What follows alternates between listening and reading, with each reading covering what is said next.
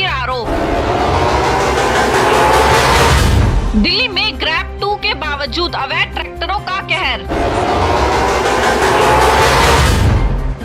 प्रदूषण और हादसों की अनदेखी।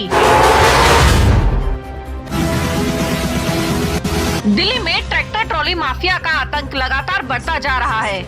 यह माफिया जो निर्माण कार्यों में मलबा और अन्य सामग्री ढोने के लिए ट्रैक्टर ट्रॉलियों का इस्तेमाल करता है, खुलेआम कानून की धज्जियां उड़ा रहा है। लोनी गोलचक्कर और अन्य प्रमुख स्थानों पर अंकित तोमर और अजय तोमर नामक 2 व्यक्तियों का अवैध वसूली नेटवर्क सक्रिय है। इनकी अवैध गतिविधियों के कारण दिल्ली की सड़कों पर न केवल अव्यवस्था फैली हुई है, बल्कि यह माफिया पुलिस की मिलीभगत से संरक्षित भी है।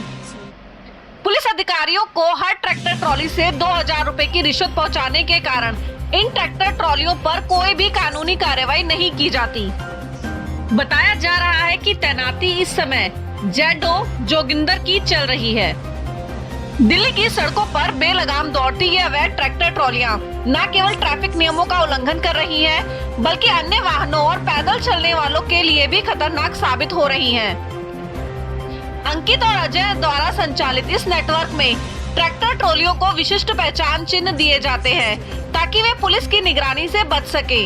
इन वाहनों का ना तो उचित रजिस्ट्रेशन होता है और न ही इनके चालकों के पास लाइसेंस होते हैं। इस भ्रष्ट व्यवस्था का परिणाम यह है कि दिल्ली की सड़कों पर ये ट्रैक्टर ट्रॉली एक बड़ी समस्या बन चुके हैं, जिनसे आए दिन हादसे हो रहे हैं। दिल्ली में बढ़ते प्रदूषण को नियंत्रित करने के लिए सरकार ने grab 2 graded response action plan लागू किया हुआ है, जो सख्त नियमों के तहत प्रदूषण फैलाने वाले वाहनों पर रोक लगाने के निर्देश देता है।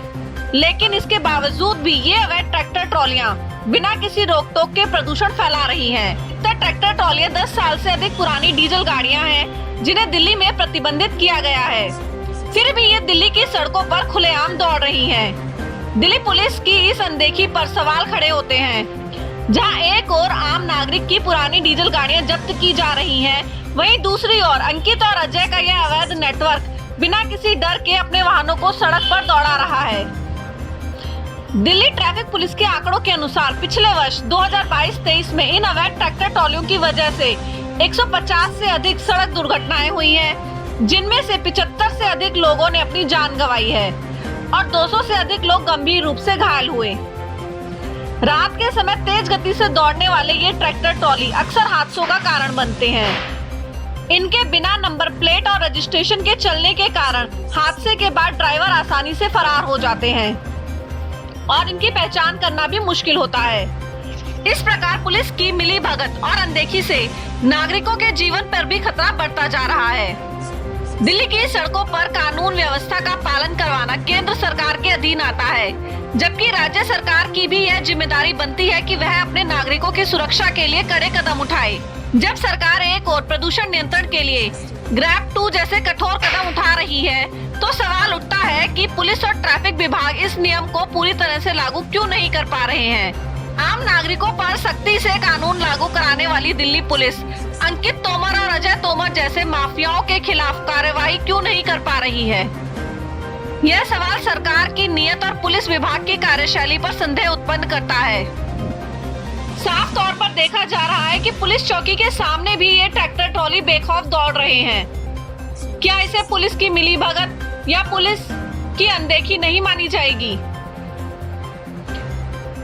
अंकित और अजय द्वारा संचालित यह अवैध वसूली का नेटवर्क दिल्ली की सड़कों के लिए गंभीर संकट बन चुका है। इस नेटवर्क का पर्दाफाश करना और इन अवैध वाहनों को सड़कों से हटाना अत्यंत आवश्यक है। राज्य और केंद्र सरकार को इस मुद्दे पर मिलकर ठोस कार्रवाई करनी चाहिए, ताकि अवैध वसूली के माध्यम से पुलिस और माफिया का गठजोड़ खत्म हो सके, आम नागरिकों का जीवन और स्वास्थ्य सुरक्षित हो सके।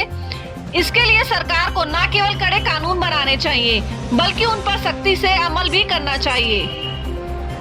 दिल्ली की जनता को सुरक्षित सड़कों का अधिकार है और इस अधिकार की रक्षा करना राज्य और केंद्र सरकार दोनों की ही जिम्मेदारी है।